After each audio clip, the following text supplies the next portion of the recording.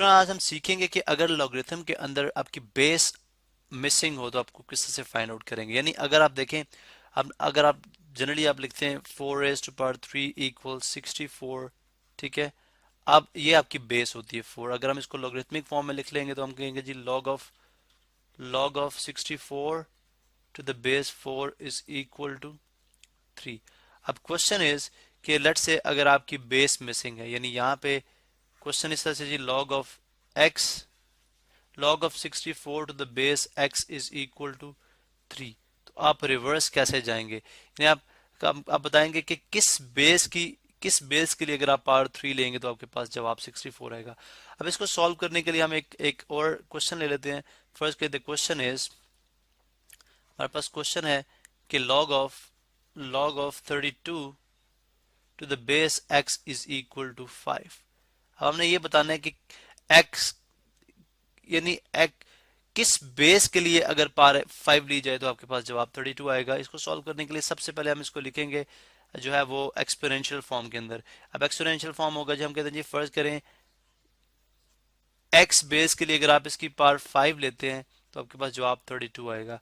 अब यहाँ पे हमें नहीं पता कि x क्या होगा, इसके लिए हम क्या करते हैं 32 के भी हम जो है वो फैक्टर्स बना लेते हैं। जब आप 32 के फैक्टर्स बनाते हैं तो x रेज़ टू पावर 5, अब यहाँ पे देखिए 2 टाइम्स 2 टाइम्स 2 टाइम्स 2 टाइम्स 2, यानी अगर आप यहाँ पे फैक्टर्स बना भी ले इसके तो आप देख सकते हैं कि 32 को अगर मैं 2 से करता हूँ मेरे पास 16 आ जाएगा, ठीक है। फिर इस तरह 2 से गेन किया फिर मेरे पास 8 आ गया।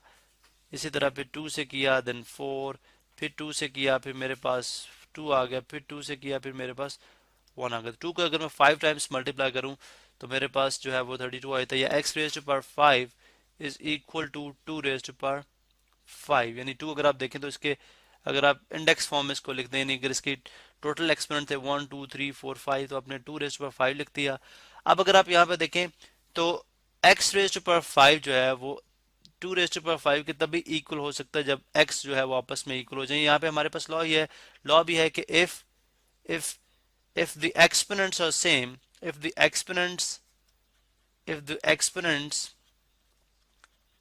in equation are equal, in equation are equal, ये equation का मैं शॉर्ट फॉर्म लिख रहा हूँ, equation are equal the bases must be equal। यहाँ पे हम फिर ये कहते हैं जी the bases must be equal, the bases must be equal। तो यहाँ पे इस कंडीशन के तहत हम ये कह सकते हैं जी कि अब अगर आप देखें तो एक्सपोनेंट्स यहाँ पे इक्वल है, यानी यहाँ पे भी एक्सपोनेंट 5 है, यहाँ पे भी एक्सपोनेंट 5 है, इसका मतलब बेसिस भी इक्वल होंगी तो x क्या होगा 2। तो वो हमने बेस फाइंड आउट कर ली जो हमारे पास अननोन थी। अगर आप यहाँ पे इसको वेरीफाई भी करना चाहते हैं तो इस क्वेश्चन के लिए यहाँ से मैं इसको कॉपी करूँ, अगर यहाँ से इस क्वेश्चन को यहाँ से मैं कॉपी करूँ और अब अगर आप देखें, अब अगर आप x की जगह 2 रखें और आप सॉल्व करें तो यू विल फाइंड कि अगर यहाँ पे मैं x2 रख देता हूँ, यानी that will be equal to, अगर log of 64 to the base 2 is equal to 3 किया जाए, ठीक है, is equal to, आपके पास अगर आप यहाँ पे देखें तो log of 32 था, हमने यहाँ पे इसको 32 लिखना था, log of 32 to the base x is equal to 5।